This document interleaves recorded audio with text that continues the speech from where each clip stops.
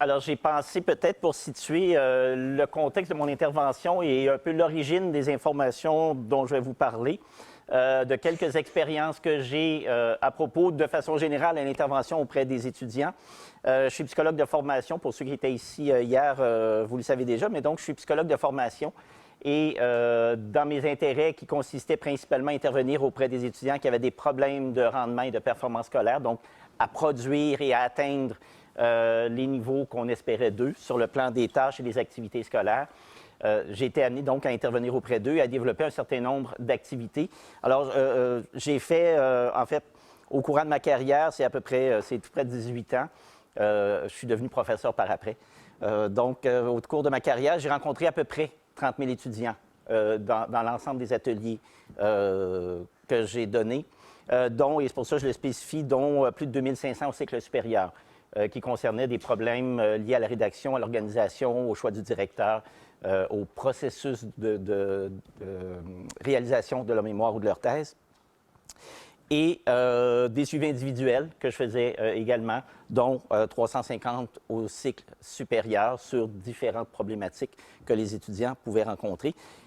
Et dans le cadre aussi de ma tâche, ce que je faisais, c'était de la formation initiale en pédagogie pour les nouveaux professeurs ou pour les professeurs sur le plan qui s'intéressaient aux aspects pédagogiques, où j'ai rencontré plus de 900 professeurs, dont 600 parce que j'ai donné aussi des formations sur l'encadrement au cycle supérieur aux professeurs pour savoir un peu comment accompagner leurs étudiants.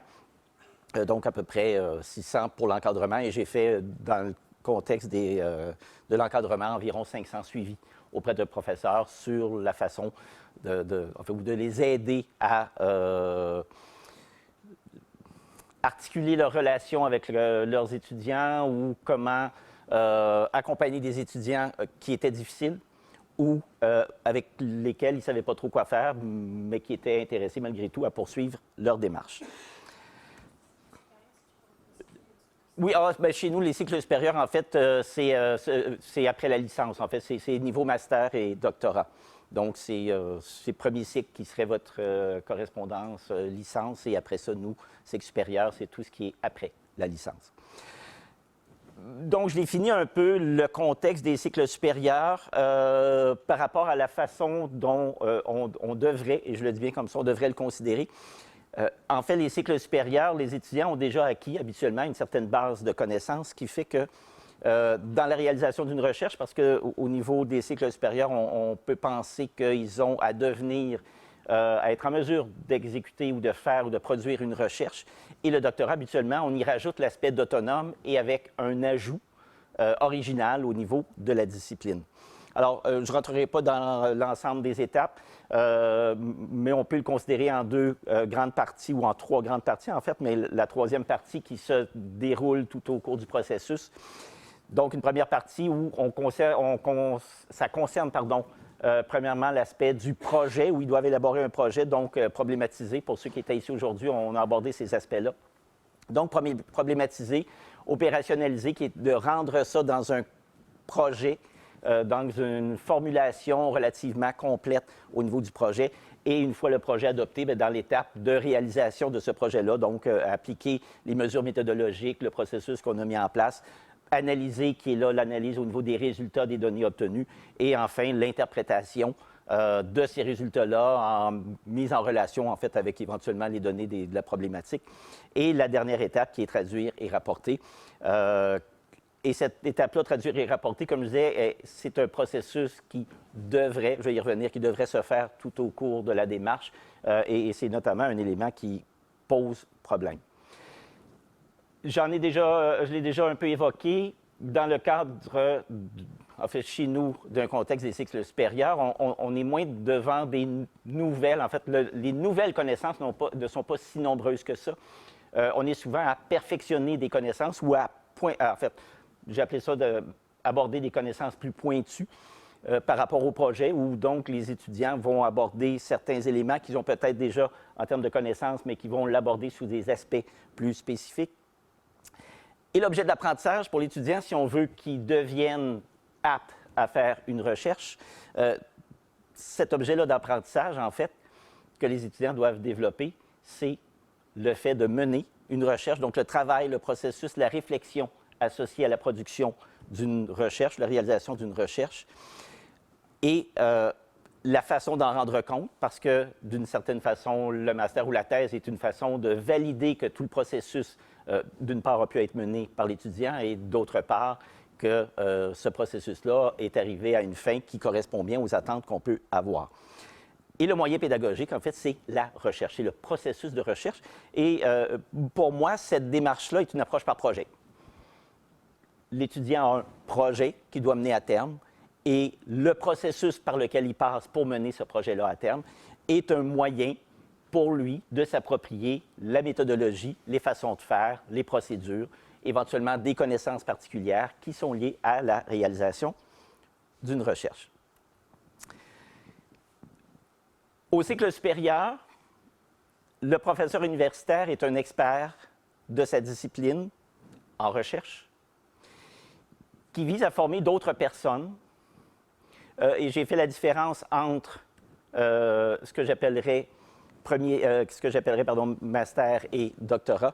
Donc, d'autres personnes à devenir compétentes parce qu'on ne peut pas nécessairement dire qu'ils sont experts à faire de la recherche quand ils ont réalisé leur première recherche.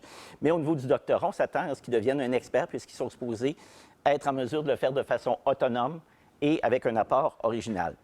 Si on le transpose au premier cycle, en fait, comme professeur universitaire, on est un expert toujours de cette discipline. Mais là, on vise à former des étudiants qui vont devenir experts des savoirs disciplinaires, donc qui vont être en mesure de s'approprier les savoirs disciplinaires de façon suffisante pour être capables de les utiliser dans différents contextes dans lesquels, éventuellement, au plan professionnel, ils vont devoir agir.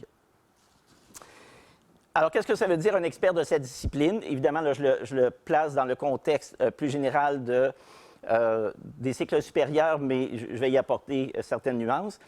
Expert de cette discipline par rapport à un étudiant qu'on est en train de former, c'est expert de cette discipline pour cibler les connaissances. Alors, si je veux qu'il devienne un expert des savoirs disciplinaires, je vais devoir cibler les connaissances et m'assurer d'une certaine manière qu'il puisse les acquérir. Les savoir-faire, dans certains cas, c'est nécessaire au niveau du premier cycle. Au niveau master et doctorat, en fait, les savoir-faire, c'est beaucoup les savoir-faire du chercheur.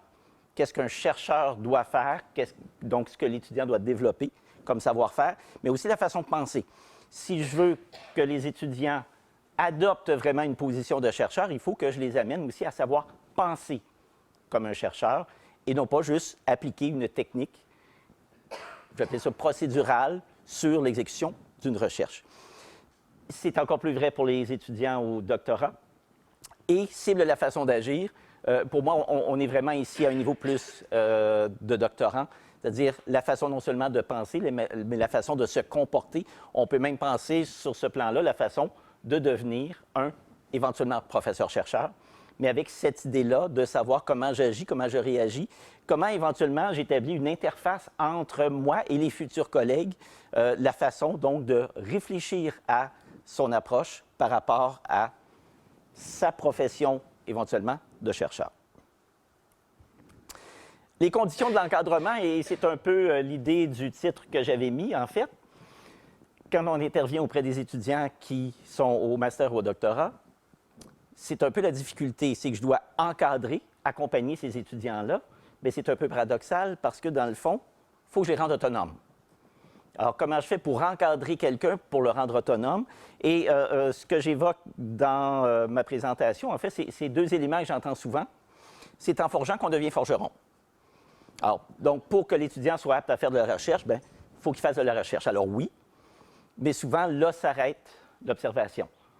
Donc, l'étudiant va faire de la recherche et il va devenir un chercheur en faisant de la recherche. Ce qui est sous-jacent, c'est qu'il doit apprendre à se débrouiller seul. D'autant plus qu'il est rendu au niveau du master, au niveau du doctorat. Donc, il devrait être en mesure de se débrouiller seul pour faire de la recherche. Alors, ces deux conditions-là, en fait, ce sont des espèces de conceptions qui sont évoquées parce que les étudiants sont rendus à ce niveau-là. Ce que je présente ici, quand je parle du compagnonnage cognitif, qui a été proposé par les auteurs Collins, Brown et Newman. En fait, des fois, il y a Holum, H-O-L-L-U-M, qui vient se mêler aux autres auteurs. qui est le terme anglais Cognitive Apprenticeship, qui est en fait une approche qui a été définie au départ pour des élèves du niveau secondaire. Pardon, donc votre niveau bac, notamment au niveau des mathématiques, pour essayer d'amener ces élèves-là à avoir une réflexion par rapport aux procédures de résolution de problèmes, de telle sorte qu'ils puissent, d'une certaine façon, développer leur approche à la résolution de problèmes qui soit différente de la simple application de procédures. Je l'ai situé dans ce cas-ci par rapport aux éléments à un aspect un petit peu plus élevé. Donc, j'avais dans l'idée de formation de chercheurs dans chacune des disciplines. Mais ce que le compagnonnage cognitif implique, de la part évidemment du chercheur ou de l'accompagnateur, c'est l'explicitation. Et alors, ce mot-là, explicitation, pour ceux qui sont ici pendant la semaine, c'est un mot que vous allez entendre souvent, vous l'avez déjà entendu à quelques reprises. C'est un mot fondamental dans l'idée d'aborder les apprentissages. Donc, l'explicitation de l'expertise et de l'accompagnement, en fait, pour permettre, et dans ce cas-ci, à l'époque, quand ils ont mis ça en place, c'était pour des élèves secondaires, pour permettre donc à des novices de pouvoir comprendre, apprendre, développer la réflexion pour favoriser l'acquisition en fait, de savoir-faire professionnel. Je le place sur le plan ici d'accompagner des étudiants qui vont faire une maîtrise ou un master ou un projet et une thèse de doctorat. Donc, d'accompagner ces personnes-là pour être en mesure d'acquérir les savoirs professionnels. Et ça place, à ce moment-là, le professeur-chercheur dans une position de penser son enseignement, ses actions d'enseigner en fonction d'un rôle de spécialiste disciplinaire de la recherche. Si je pense à la recherche, évidemment, sur le plan du premier cycle, ça se pose moins parce qu'on pense beaucoup au savoir qu'on doit transmettre, mais dès qu'on arrive, puis on va voir que ce n'est pas tout à fait vrai que ça doit se passer comme ça, mais dès qu'on arrive au niveau de l'accompagnement de la recherche, c'est de se positionner comme étant « je veux former un chercheur ». Donc, pour former un chercheur, je reviens sur ce que je disais, évidemment, c'est en forgeant qu'on devient forgeron, mais au niveau où il est rendu, il devrait être capable de se débrouiller tout seul. 3 conditions. Dans la démarche, donc le rôle que je devrais avoir dans le positionnement d'un compagnonnage cognitif, c'est premièrement identifier les processus, les étapes, les règles, les procédures par lesquelles devrait s'effectuer une recherche. Donc, que l'étudiant qui est en situation d'apprentissage de devenir un chercheur, qu'on lui explicite ces éléments-là pour qu'il sache vraiment qu'est-ce qu'il doit apprendre par rapport aux tâches qu'on lui fait faire. Placer ces tâches-là, et ça équivaut à tous les niveaux, là, que ce soit au niveau secondaire, que ce soit au niveau lycée ou que peu importe les niveaux, cette démarche-là est nécessaire. Et placer les tâches dans des contextes authentiques pour leur donner du sens, bien, c'est évident que pour un étudiant qui est en train de faire son master ou sa thèse de doctorat, sa recherche, bien, c'est déjà de par ces tâches-là dans un contexte plus défini sur le plan du sens parce qu'il est en train de mener sa recherche. Ça implique, pour les étudiants qui sont en licence, de définir aussi les tâches qu'ils sont en train de faire dans des contextes signifiants. Parce que sinon, il apprend des contenus sans nécessairement avoir la réflexion par rapport à ces contenus-là sur leur usage potentiel et sur les raisons, à la limite, pourquoi il apprend ces contenus-là. Outre le fait que c'est moi qui lui dis qu'il doit les apprendre, autrement, s'il ne saisit pas nécessairement le sens, s'il ne voit pas les contextes dans lesquels cet usage-là peut être pertinent, ça risque de faire des apprentissages qui vont être éventuellement cloisonnés. Donc, d'un professeur à l'autre, s'il fait appel au même savoir, bien, les étudiants qui ont développé des connaissances dans un cours, d'ailleurs, on leur reproche souvent ça, ne sont pas capables de les transposer dans un autre cours. Il est fort possible que ce soit parce que les contextes dans lesquels on a présenté ces savoirs-là pour être acquis, bien, que les étudiants les aient acquis dans le contexte spécifique. Alors, pour ceux qui sont ici, je vais revenir là-dessus demain, ceux qui les ont appris dans des contextes spécifiques vont les retenir dans des contextes spécifiques. Cette transposition-là, dans d'autres contextes, ne se fait pas d'emblée. Et troisièmement, de varier la diversité des situations. Encore là, la variété des situations peut permettre à l'étudiant de voir donc une variété d'utilisation. Et je parle de favoriser le transfert, en fait, de voir que dans différentes situations dans lesquelles la même connaissance est utilisée, bien, qu'il y a des invariables, et ces invariables-là permettre à l'étudiant de pouvoir comprendre que cette même connaissance-là peut être utilisée, à la limite indifféremment ou avec certaines modifications, dans d'autres contextes. Pardon. Donc, je reviens de toute façon sur qu'est-ce que ça peut vouloir dire. 4 composantes dans le compagnonnage cognitif. En fait, ce sont d'une certaine manière 4 niveaux qu'on devrait, mais ça dépend avec qui on fait affaire et le niveau que l'étudiant est capable d'atteindre. Premièrement, le modelage. Alors, le modelage, c'est vraiment, comme expert, formuler de façon explicite qu'est-ce que nécessite la tâche et qu'est-ce que moi je ferais comme expert quand je fais cette tâche-là. Donc, de rendre ça explicite plutôt que de le laisser dans ma tête et de ne formuler que l'extériorisation, par un exemple que je peux donner, de ma connaissance, mais sans décrire la pensée derrière cette façon-là de faire que j'élabore au moment où je fais. Ça peut être faire le problème, ça peut être d'expliquer un schéma, ça peut être... Donc, à partir du moment où, comme expert, je n'explicite pas ce que je mets en action pour décrire quelque chose, bien, les étudiants, ce qu'ils ne voient, c'est que ce n'est que le résultat de ce que je décris. Ils ne peuvent pas, à ce moment-là, être en mesure de comprendre le processus derrière cette mise en action-là. Je le pense beaucoup dans les situations, entre autres, puis je vais y revenir, mais dans les situations de résolution de problèmes. On est beaucoup dans ces démarches-là où on peut faire une démonstration, mais dans notre démarche de démonstration, on est en mesure, nous, d'avoir une espèce de dialogue intérieur sur tout le raisonnement derrière la résolution du problème, mais les étudiants ne voient souvent que la résolution, parce que c'est un peu ce qu'on est en mesure d'exprimer. L'échafaudage pour accompagner des degrés variables. En fait, on peut situer des situations de différentes complexités en fonction de là où les étudiants en sont rendus.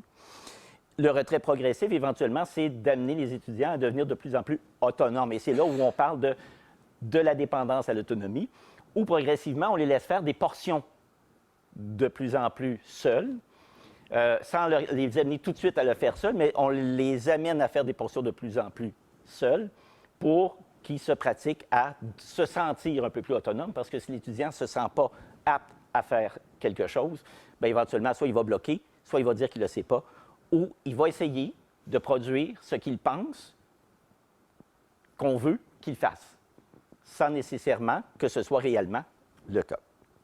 Et le coaching, qui est en fait un élément qui accompagne l'ensemble de la démarche, qui est justement de fournir des activités, qui est là l'aspect de penser à la façon dont je peux amener mes étudiants à faire ces différentes démarches-là.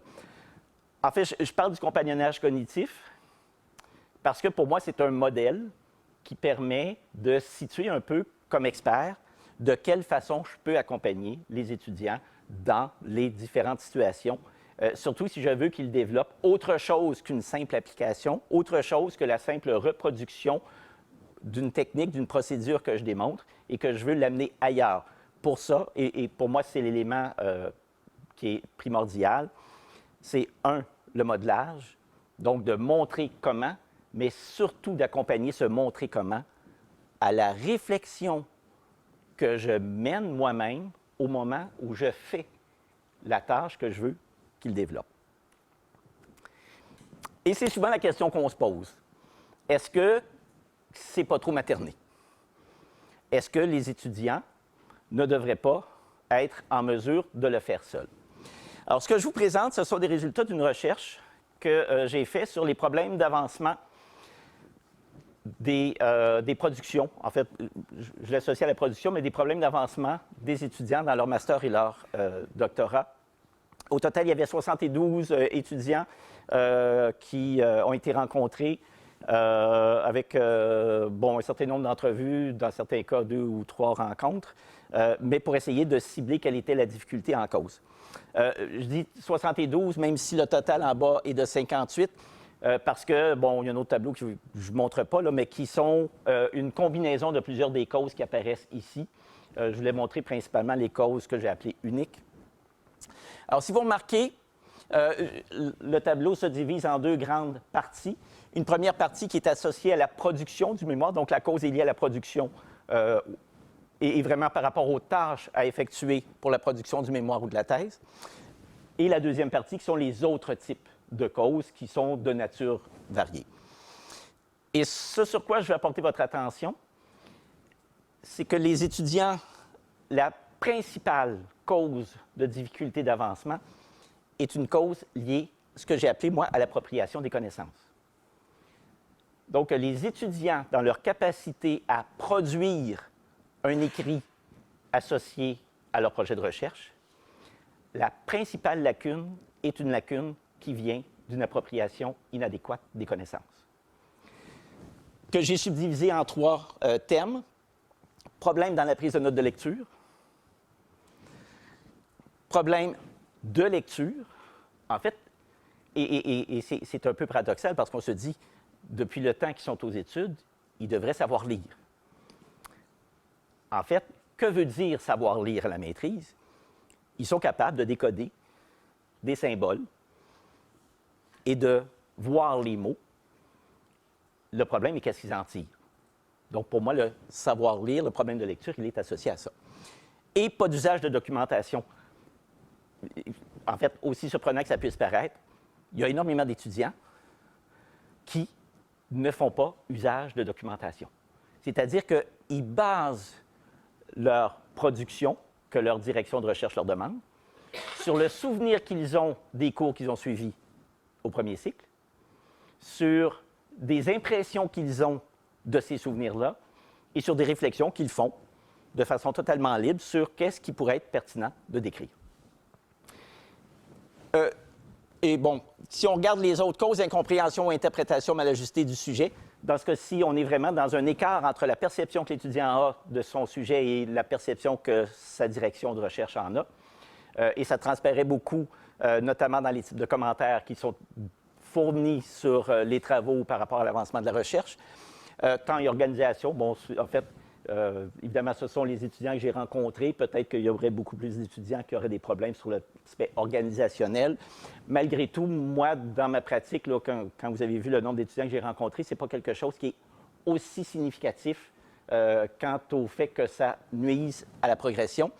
Accumulation sans argumentation. Donc, les étudiants produisent. Et souvent, c'est ce qu'on leur reproche, c'est-à-dire que les étudiants produisent du texte, mais en fait, ne font qu'un étalage de leurs connaissances. Ils ne mettent pas du tout, ils font pas du tout de critique, ils font rien. Ils montrent qu'ils ont lu. D'ailleurs, petite anecdote à ce niveau-là, quand on demande aux étudiants, vous l'avez peut-être vécu ou ils ne vous l'auront pas exprimé, quand on demande aux étudiants d'élaguer des choses, pour eux, c'est atroce, parce qu'ils ont l'impression que ça ne démontrera pas tous les efforts qu'ils ont faits pour remplir du papier. Et là, éventuellement, ils vont se sentir malheureux d'avoir à faire ce décrochage-là. Et rédaction par association, en fait, c'est simplement une forme de rédaction, presque une espèce de laisser-aller, de rédaction automatique. Donc, des étudiants procèdent comme ça. Évidemment, pour une direction de recherche qui corrige ce type de production-là, bien, il y a toutes sortes de commentaires, mais les étudiants ne voient pas qu'est-ce qu'ils doivent changer parce que c'est leur processus. Pardon. Bon, évocation, en fait, c'est la façon de se représenter. Autocorrection inexistante, bon, ici, on est dans les aspects plus ponctuels, là, comme type d'écriture de problème.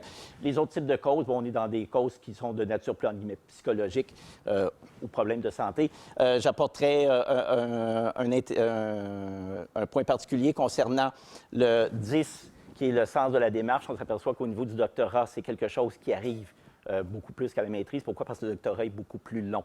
Ce faisant, les étudiants perdent le sens de ce qu'ils font, les raisons pour lesquelles ils s'engageaient. Bon, évidemment, on peut difficilement agir là-dessus, sinon de faire en sorte qu'ils finissent le plus tôt possible. En fait, il faut presque éviter d'arriver à ce que le sens se perde en essayant de faire en sorte qu'ils finissent tôt. Bon, ça, c'est un autre défi là, qui ne fait pas partie de ma discussion. Et le point 11, qui est le problème lié à la direction de recherche. Donc, sur l'ensemble des étudiants, le problème était vraiment un problème de non-disponibilité, bon, en fait, attaché à la façon dont la direction de recherche se présentait. Alors, la raison pour laquelle je vous montre ça, c'est que ce sont des étudiants qui, malgré tout, n'avaient pas de problème de direction de recherche, dont la direction de recherche, puis souvent, moi, ils m'apportaient les corrections de leur direction de recherche, donc ils avaient un certain nombre d'éléments qui démontraient qu'ils étaient suivis.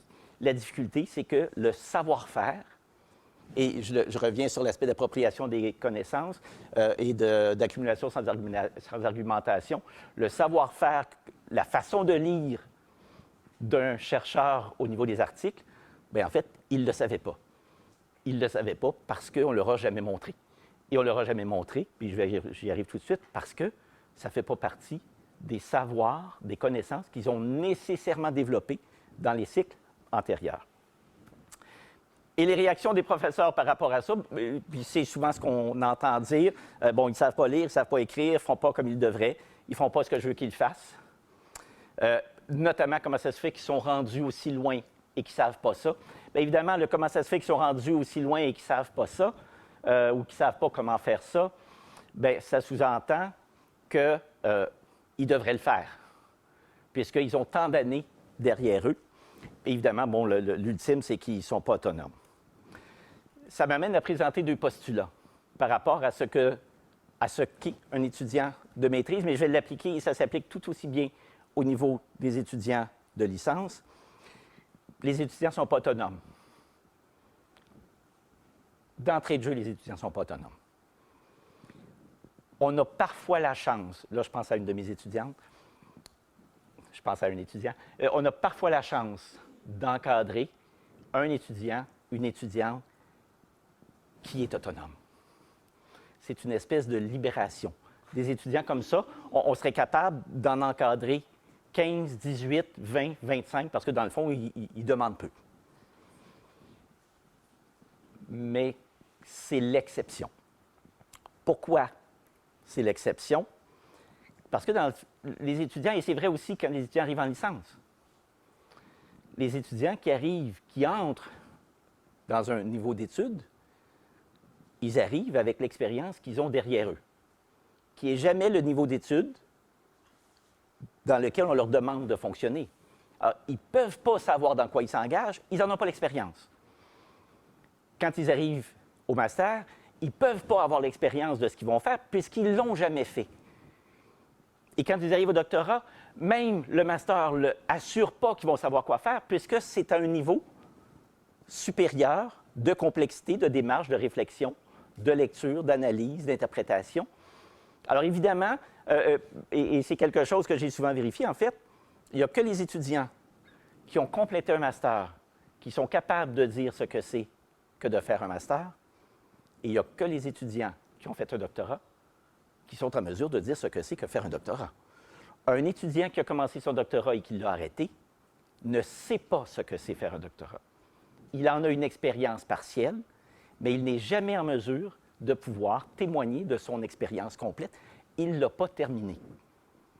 Alors, c'est pour ça que l'aspect de ne pas être autonome au début, il ne peut pas être autonome, comme je dis, sauf certaines exceptions. Bien, la question à se poser, c'est mes étudiants que j'encadre, et c'est la même chose, puis le questionnement est revenu beaucoup dans la journée d'aujourd'hui,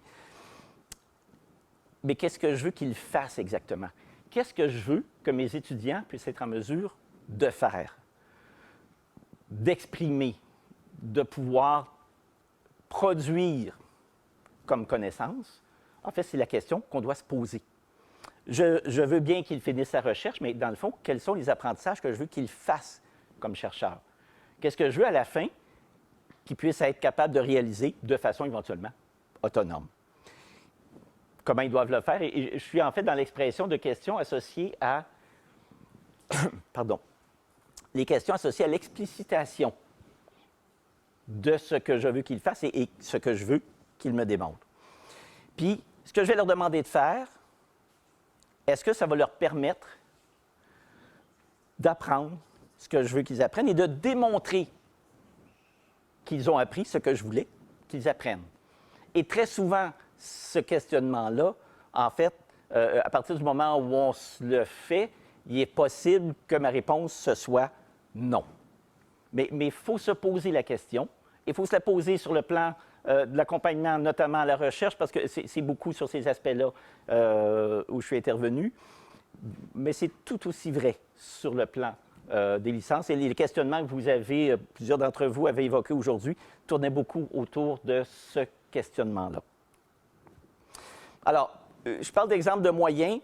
Quand je parle d'encadrer la recension des écrits, il y avait une recherche de Gem et Gingras où ils ont fait une enquête auprès des boursiers.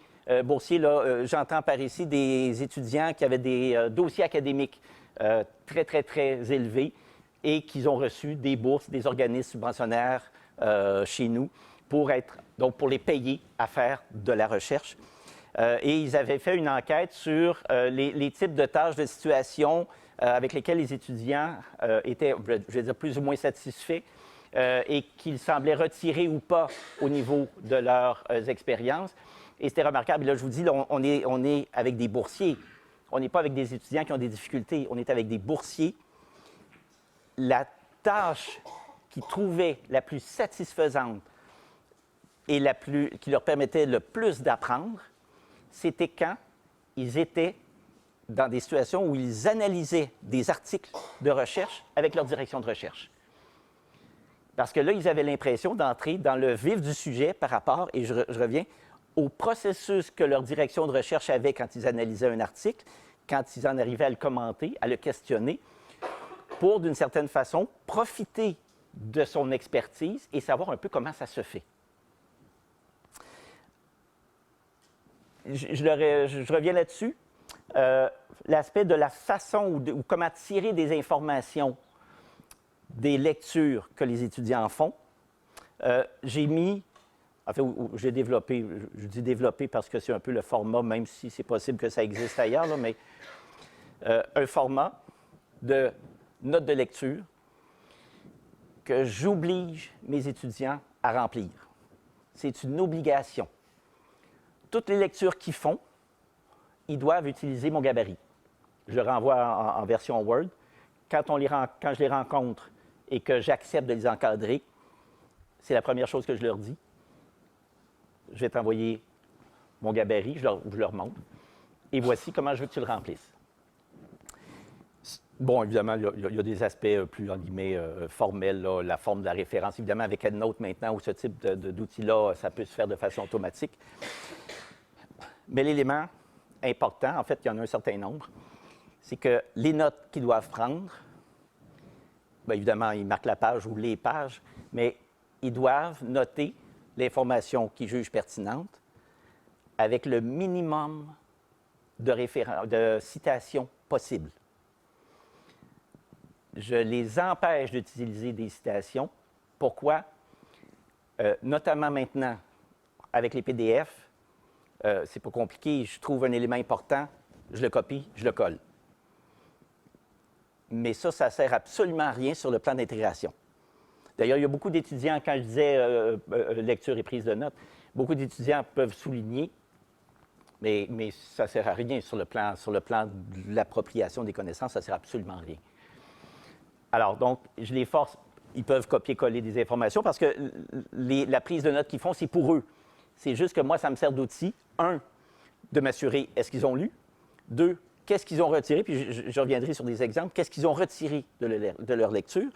Mais en même temps, je les force à avoir une réflexion. Et c'est là où ça se joue. Quand on lit comme expert, qu'est-ce qu'on fait? On identifie des éléments. Évidemment, très rapidement, au fur et à mesure où on a développé nos connaissances dans notre discipline, dans notre expertise, bien, on va beaucoup plus rapidement sur l'identification des éléments importants. Mais les étudiants, eux, ils n'en sont pas là. Ils doivent quand même passer à travers le texte. Mais ce qui est important, c'est non seulement d'identifier des éléments, mais c'est aussi qu'est-ce que j'en fais. Donc, un étudiant qui trouverait une citation pertinente, il est obligé d'indiquer pourquoi c'est pertinent. Qu'est-ce qui lui vient? Et pour moi, cette étape-là de réflexion, ça me sert à voir quelle est la réflexion que l'étudiant a quand il lit. Mais la seule façon de le savoir, je vais y revenir un petit peu plus loin aussi, c'est de le lire. Parce que de parler avec l'étudiant de ses réflexions, il faut se méfier. Parce qu'il y a des étudiants qui vont rebondir sur nos commentaires Et on a tellement l'impression que leur réflexion est avancée qu'on se dit, ils ont tout à fait bien compris. Je vous raconte une anecdote. Une professeure me contacte en me disant, j'ai un étudiant, je le rencontre à peu près aux 3 semaines. Et l'étudiant, vraiment, on discute ensemble et l'étudiant, vraiment, il y a des bonnes idées.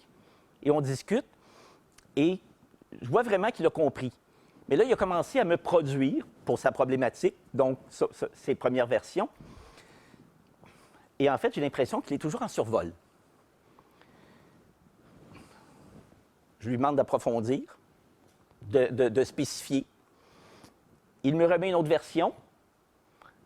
En fait, il a changé des choses, mais il est en survol. Là, elle dit, ça fait la 3e version et je ne sais pas quoi faire, je ne sais pas quel est le problème. Alors, je rencontre l'étudiant. Bon, avec l'expérience, je n'ai pas posé beaucoup de questions. Là, j'en ai posé, quelle est la difficulté, tout ça. Et après ça, spontanément, je lui ai dit, quand tu lis, qu'est-ce que tu fais? Bien évidemment, il m'a dit, je lis. Est-ce que tu te fais des notes de lecture? Non. Je souligne. Et comment tu avances dans ta lecture? Et là, spontanément, il me dit, bien, quand je vois avec ma directrice, on commence, bon, elle me dit qu'est-ce que j'ai lu, je lui dis, et des fois, il m'est venu des questions. Alors, je lui pose une question à ma directrice, et là, elle me répond. Et dans les explications qu'elle me donne, mais moi, ça me donne des idées. Alors, comme ça me donne des idées, bien, je rebondis sur les idées qu'elle m'a données. Et là, en fait, ce que je lui fais des reformulations où j'essaie de lui décrire, est-ce que je comprends bien ce que vous me dites? Donc, en fait, il ne s'approprie pas les connaissances, il ne fait que rebondir sur ce que sa directrice lui dit, et il part avec du bureau de sa directrice, et quand il a à écrire, il écrit le souvenir des échanges qu'il a eus et des idées qui lui sont venues, mais jamais basé sur des écrits. Pourquoi? Parce que l'échange ne se fait qu'oralement, jamais par écrit. Alors, cette étape-là de réflexion, en fait, moi, je le demande aux étudiants. Évidemment, là, comme je vous disais, je reçois ces notes de lecture-là, donc c'est l'objet de notre rencontre. Je ne discute pas d'articles, de démarches, autres qu'à partir des écrits qu'ils ont faits, puisque ça, je sais qu'ils l'ont vu. Ça peut être des articles proposés, des articles trouvés par l'étudiant lui-même, mais j'ai l'objet de son contenu qu'il a et de la réflexion qu'il a. Pardon. Puis j'y reviens un petit peu plus loin là, par rapport à des exemples. Mais comme je disais, en fait, ces éléments-là, ce que ça me permet de faire, c'est déjà de pouvoir savoir quelle est sa qualité de lecture. Éventuellement, avec l'étudiant, j'interviens, puis je vais y arriver, j'interviens sur le comment faire si je m'aperçois qu'il ne le sait pas comment faire. Parce que ce n'est pas pertinent de le faire nécessairement pour tous les étudiants à partir du moment où je vois qu'ils n'ont pas de problème. Alors, faire produire très tôt, je l'ai déjà évoqué. La seule façon que vous sachiez ce que l'étudiant sait, c'est non pas de lui demander de vous le dire, c'est de lui demander de l'écrire. C'est la seule manière qui permet de savoir ce que l'étudiant est en mesure de produire et ce qu'il maîtrise vraiment. Parce que sinon, dans l'échange, la discussion, vous allez toujours combler les manques que l'étudiant semble avoir en lui suggérant des éléments d'information. Et là, l'étudiant peut éventuellement les prendre, se les approprier, mais ça ne vient pas de lui. Et quand vous voulez le retrouver dans ce qu'il a écrit, ça n'apparaît pas. Pourquoi? Parce que ce n'est pas de lui. Donc, à la limite, il s'est pris une note de mentionner telle précision, il va la mentionner, mais ce n'est pas de lui. Ce n'est pas le processus qu'il a fait par rapport à sa propre démarche d'appropriation. Alors, comme je le marque, on peut savoir ce que l'étudiant sait ou comprend vraiment ce qu'il écrit. Alors, le premier exemple que je vous présente, c'est dans les deux cas que je vais vous présenter, ce sont deux étudiants, c'est leur première production de prise de notes. Alors, évidemment, quand vous... Bon, juste avoir transfert, on peut penser qu'il y a déjà des problèmes, la façon dont c'est écrit. Je ne corrige pas le français, là, ce sont les notes de l'étudiant. C'est son outil à lui, mais que moi, j'utilise pour valider. Et c'est clair que cet étudiant-là, en fait, un, n'a pas beaucoup de réflexion, et deux, il va papillonner dans les informations qui ressortent. cet étudiant-là, bon, en fait, quand il m'a remis ça, on se rencontre dans mon cas habituellement le lendemain, et je repasse ses notes de lecture avec lui. Et c'était clair que l'étudiant, donc, avait mal lu. Mais le pourquoi il a mal lu. Alors, j'ai commencé à regarder ça avec lui. Comment il fait quand il lit? Est-ce qu'il a une intention? Pas d'intention. S'il a une intention, c'est laquelle? Parce que dans le fond, qu'est-ce qu'on fait, nous, quand on lit un article? On a une intention derrière. Je reviens sur ce que je disais, l'importance d'expliciter ce qu'on fait, parce que les étudiants, eux, ne le savent pas nécessairement. Je vous raconte une autre anecdote qui n'est pas de ce niveau-là, mais c'est pour illustrer. Une jeune fille, début du primaire, est en train d'apprendre ses tables de multiplication, mais a énormément de difficultés avec ses tables. Et donc, elle est rencontrée. Et on demande à la petite fille, par exemple, 2 fois 2. Et là, la petite fille serre les yeux de façon très intense. 3.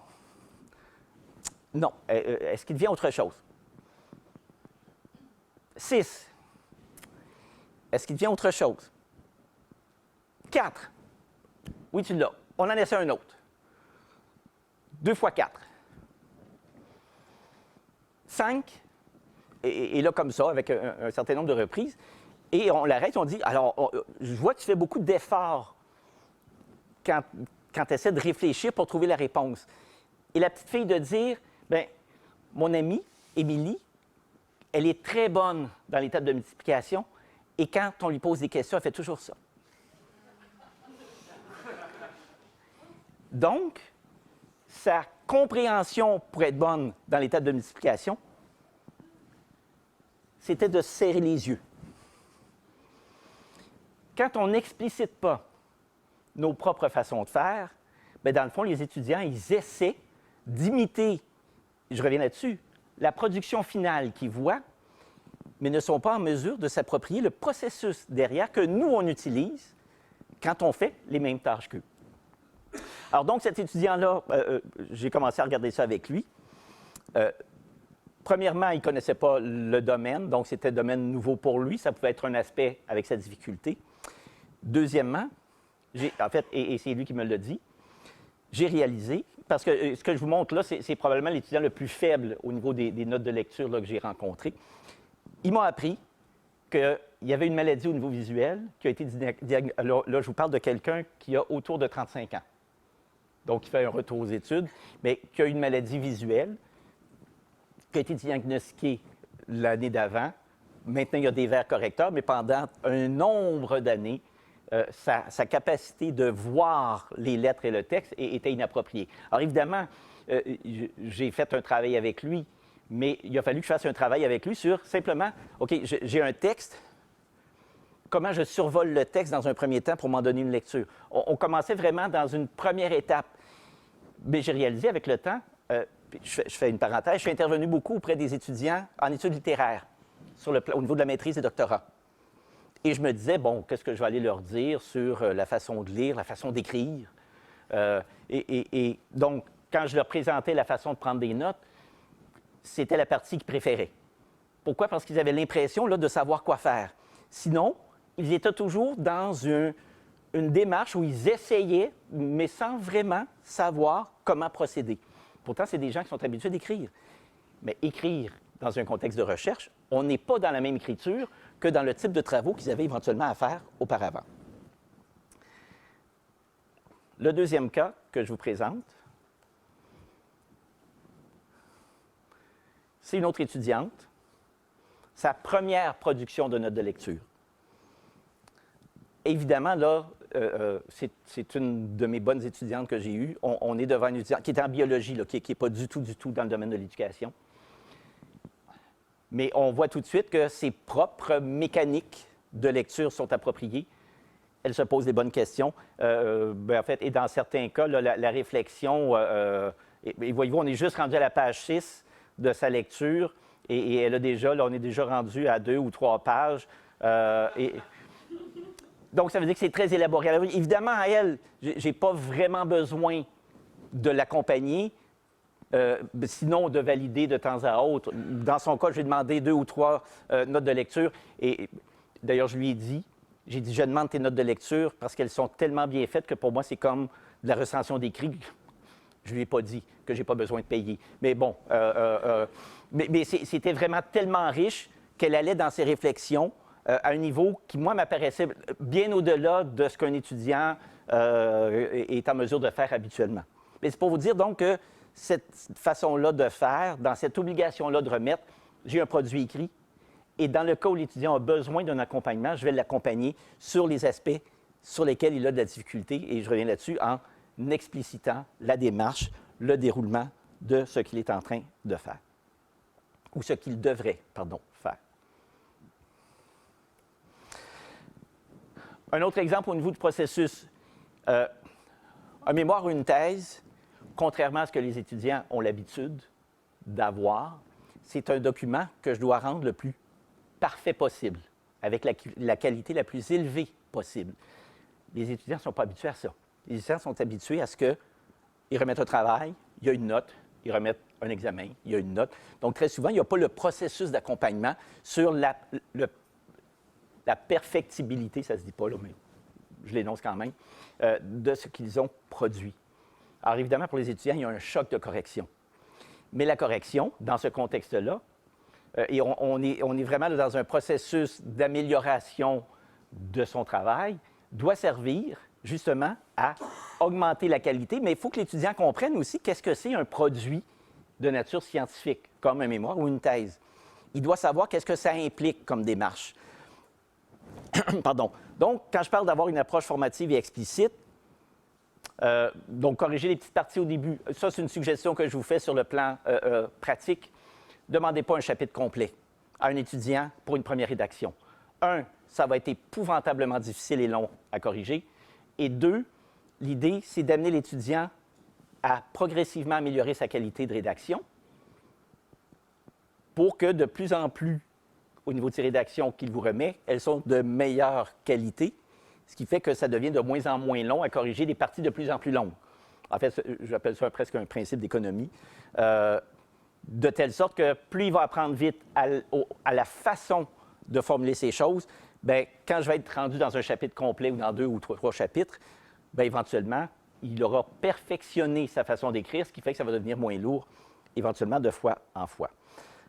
Notamment être explicite sur les erreurs. Voyez-vous, le mot explicite revient. Les expliquer, les contextualiser, les justifier. Alors, c'est pour dire que vous ne devez pas juste corriger. Il faut ajouter des commentaires par rapport, ça peut être à la pertinence, ça peut être à la séquence, ça peut être à l'organisation, ça peut être à un manque. Je ne recommande pas de rédiger à la place de l'étudiant, mais c'est vraiment d'ajouter les commentaires sur le pourquoi du comment des corrections que vous donnez, pour que l'étudiant ait ça comme matériel. Souvent, les professeurs me disent « Ah oui, mais ça doit être énormément long. » Alors ici, on a 7 pages de l'étudiant. À mon souvenir, je dois avoir à peu près 24 commentaires sur ces pages. C'est une première version de sa problématique, d'une partie de sa problématique. Ces pages comme ça me prend à peu près 15 à 20 minutes maximum. Pourquoi? Parce que tout se fait d'un seul jet. Sur le plan de la démarche, vous ne devez pas essayer de comprendre ce que l'étudiant écrit. Si vous essayez de comprendre ce que l'étudiant écrit, en fait, ce n'est pas l'objectif. L'objectif, c'est que l'étudiant produise quelque chose de la meilleure qualité possible. Donc, j'aborde la correction ou l'analyse de ce qu'écrit l'étudiant de la même façon que je le ferais pour un article que je suis à évaluer. Un article que j'évalue, je ne commence pas à essayer de voir est-ce que l'auteur voulait dire ça ou ça. Non, c'est pas clair, c'est pas clair. Ce que je ne ferai pas avec l'auteur, par contre, ce que je fais avec les étudiants, c'est que je leur explique qu'est-ce qui n'est pas clair, qu'est-ce qui peut manquer. Et je suis beaucoup dans le questionnement, et si je trouve qu'il manque quelque chose, bien, je ne dis pas nécessairement, ou si quelque chose n'est pas bon, bien, peut-être que c'est bon, mais la façon dont il l'a exprimé, je ne le sais pas en quoi c'est bon ou c'est pas bon. Donc, je vais plutôt le formuler sous forme de question. Je ne comprends pas la pertinence, est-ce que c'est un lien avec ça ou ça, à voir. Et systématiquement, il faut revoir ces éléments-là. On ne donne pas ça à l'étudiant pour qu'il s'organise avec. À la suite des corrections, il faut revoir l'étudiant y passer. Et en fait, J'allais dire, c'est une question d'éviter de travailler seul et de repasser tous les commentaires qu'on a fait à l'étudiant. Évidemment, l'étudiant, il y a un paquet de commentaires qu'il va avoir saisi. Mais il y a certains commentaires que j'ai pu faire que l'étudiant, oui, je le comprends. Je veux m'assurer de te l'expliquer. Et dans certains cas, ça va être même de dire, dans un article scientifique, ce type de formulation-là ne passe pas. Parce que c'est subjectif, parce que c'est un lieu commun. Donc, pour qu'ils comprennent bien que quand il produit quelque chose de scientifique, il y a une espèce de culture derrière dont il doit tenir compte, de façon de faire dont il doit tenir compte. Ce qui fait que, très souvent d'ailleurs, une fois cette première version-là, les lieux communs, les généralités, il n'y en a plus. Pourquoi? Parce que je me suis assuré de les faire ressortir et qu'ils comprennent bien que ce genre de choses-là, il doit avoir un esprit de retour sur ce qu'il a produit pour le faire. Et c'est pour ça que je disais, à long terme, on est dans l'économie de temps.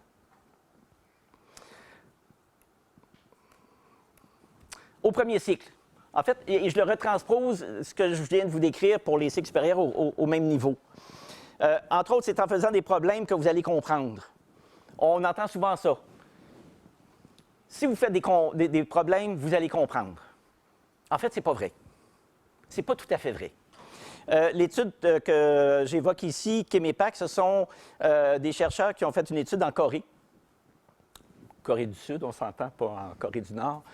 Donc, ils ont fait des études en Corée, où, en Corée, ils ont une année préparatoire pour l'admission dans les écoles d'ingénierie, les écoles d'ingénieurs. Et les chercheurs ont évalué que les étudiants faisaient environ, pendant cette année-là, en moyenne, 1500 problèmes sur différents éléments, notamment de physique. Une fois que les étudiants ont été admis à l'université, donc évidemment, c'est parmi les meilleurs étudiants sur, je ne me souviens plus des chiffres, là, je pense qu'on était dans l'ordre de 16 000 étudiants qui s'inscrivent, il y en a que peut-être 1000 qui sont retenus. Là. Donc, ils ont rencontré ces étudiants-là, ils leur ont posé des simples questions par rapport aux problèmes qu'ils avaient résolus, donc dans les mêmes questions auxquelles ils avaient répondu, mais ils situaient les problèmes différemment. Ils leur demandaient, expliquez-nous les principes derrière ce problème-là. Incapable. Oh. En fait, je dis incapable. En fait, il y avait plein de lacunes, d'incapacité à pouvoir expliquer des concepts de force. Il y avait force, il y avait deux autres éléments là, que j'ai plus en mémoire. Mais vraiment, les étudiants incapables d'expliquer en des termes simples les problèmes qu'ils avaient résolus. Donc, ils avaient une connaissance mathématique de la résolution du problème, mais absolument pas conceptuelle. Parce que l'accent avait été mis probablement sur l'aspect mathématique de la résolution du problème, mais sans y ajouter un élément sous-jacent d'explication sur le plan du concept, de la compréhension des concepts de ce que voulaient dire les problèmes. Mais comment on fait pour comprendre à partir des problèmes? En fait, mes cas, c'est toujours Martine. Pour les hommes, c'est Michel. Alors, dans ce cas-ci, c'est deux Martines. Alors, la première Martine, et c'est quelque chose que j'ai rencontré, et s'il y a une difficulté qui apparaît, c'est vraiment là. Les étudiants ont tendance à faire des problèmes. Et cette étudiante-là dont je parle, elle avait un copain qui est dans le même domaine qu'elle. Elle était en comptabilité, donc le même domaine qu'elle.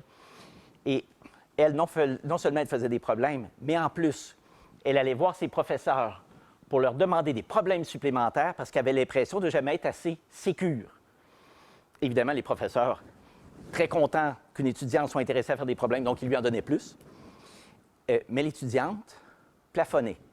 En fait, elle faisait des heures et des heures et des heures d'études et de problèmes pour ne jamais être en mesure de dépasser, chez nous, 76 %.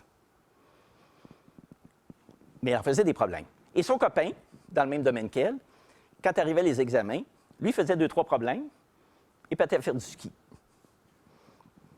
Pendant les 2-3 jours de la fin de semaine, pendant qu'elle bossait sur les problèmes. Lui allait faire du ski et, quand il revenait, il était parmi les étudiants qui avaient les meilleures notes. Alors évidemment, elle s'est posé des questions. Elle est venue me voir. En fait, elle ne savait pas qu'est-ce qu'elle devait tirer des problèmes. Elle ne savait pas comment faire un problème. Qu'est-ce que c'est faire un problème? C'est utiliser une situation pour aller fouiller dans la théorie ce que représente le problème et à quoi il correspond. Je lui ai appris ça, l'étudiant. Donc, je lui ai appris à lire le problème et à dire, OK, est-ce que tu sais ça? Non, ça ne me dit pas. OK, on va aller fouiller dans ton livre pour savoir, ça vient où, ça? Parce que les étudiants, ce qu'ils ont l'habitude de faire, c'est de regarder le solutionnaire. Donc, ce qu'ils font, ils emmagasinent une série de réponses à des problèmes et quand ils arrivent aux examens, ils essaient de plaquer différentes réponses qu'ils ont apprises par rapport aux problèmes. Évidemment, on ne fait pas des problèmes comme dans les exercices, alors ils sont toujours mal pris. Donc, ils essaient de raboudiner 3, 4 solutions potentielles. Alors, l'étudiante, je lui ai fait ça. On est à la mi-octobre. L'étudiante, donc, doit se préparer pour son examen de fin de trimestre.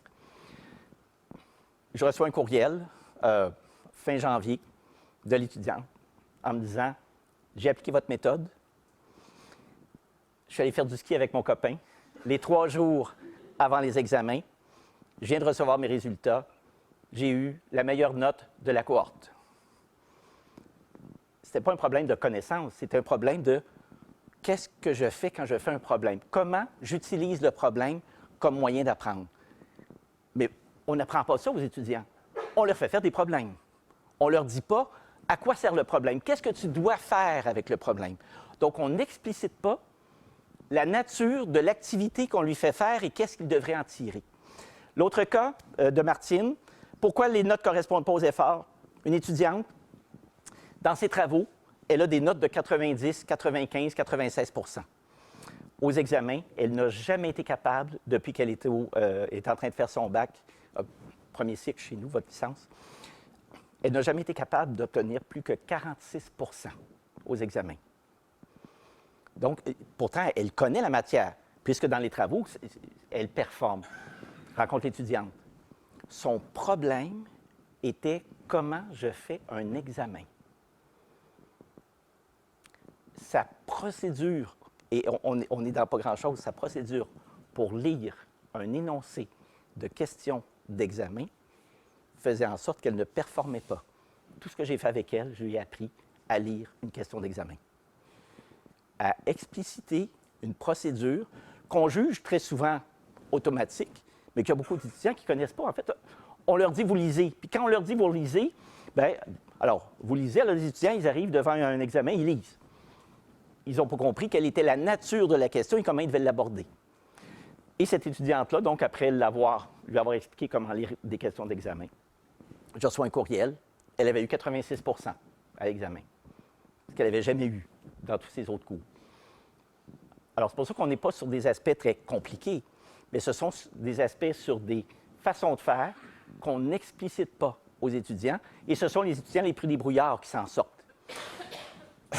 Et j'ai un paquet, là, je suis déjà en train de dépasser mon temps, j'ai un paquet d'exemples de ce type-là, mais c'est pour dire que si on veut que les étudiants apprennent quelque chose, fassent quelque chose comme on veut qu'ils le fassent, il faut leur dire comment le faire, et on n'est pas dans le maternage, on est dans l'explicitation de ce qu'un expert du domaine va faire dans un type de situation. Ce que je viens de vous décrire, c'est un peu ce qu'on essaie de vous faire vivre dans la démarche qu'on vit cette semaine. Expliciter les étapes à connaître pour faire de la recherche, évidemment, on l'applique en éducation, mais par rapport à la démarche, éventuellement, le type de questionnement qu'on peut avoir pour élaborer une démarche en éducation. Vous avez ce questionnement-là dans votre discipline, mais, et c'est pour ça que je dis, je vais y revenir demain, mais ce qu'on apprend dans un contexte n'est pas automatiquement transférable dans un autre contexte, parce que la connaissance qu'on a, elle est toujours très contextualisée dans celui qu'on a, dans lequel cette connaissance-là a été placée. Préciser certains cadres conceptuels qui peuvent permettre d'avoir une grille. Donc, on essaie de vous fournir ces éléments-là. Évidemment, on est dans un temps relativement court, mais on essaie de vous fournir ces éléments-là. Et surtout, le troisième point, faire produire, produire, produire. Déjà, cet après-midi, vous aviez à produire. Vous aviez à vous lancer dans une production. C'est la seule façon de savoir. Puis il y en a d'ailleurs dans leur démarche qui ont été un peu surpris de ne pas être capable de formaliser la réflexion qu'ils avaient, parce que très souvent, cette formalisation-là, en fait, elle n'est pas faite. Ce sont des intuitions, des impressions. On en discute ensemble, on se comprend. Mais quand arrive l'obligation de la mettre par écrit, c'est la seule façon de valider est-ce que je sais vraiment ce que je sais et que je sais comment je devrais le savoir. Et l'accompagnement progressif dans la mise en application. Évidemment, comme je disais, c'est une démarche miniature en miroir, c'est-à-dire qu'on essaie de mettre en place une démarche qui se rapproche de ce qu'on devrait faire avec les étudiants. Parce que d'une certaine façon, vous êtes nos étudiants pour la semaine. Et je terminerai avec la conclusion. Le grand défi dans l'enseignement, c'est de m'assurer que quand je montre la Lune, l'étudiant ne regarde pas le bout de mon doigt. Puis pour ce faire, il faut que je lui indique où est la Lune et que je lui explique comment utiliser mon doigt pour regarder vers la Lune. Je vous remercie.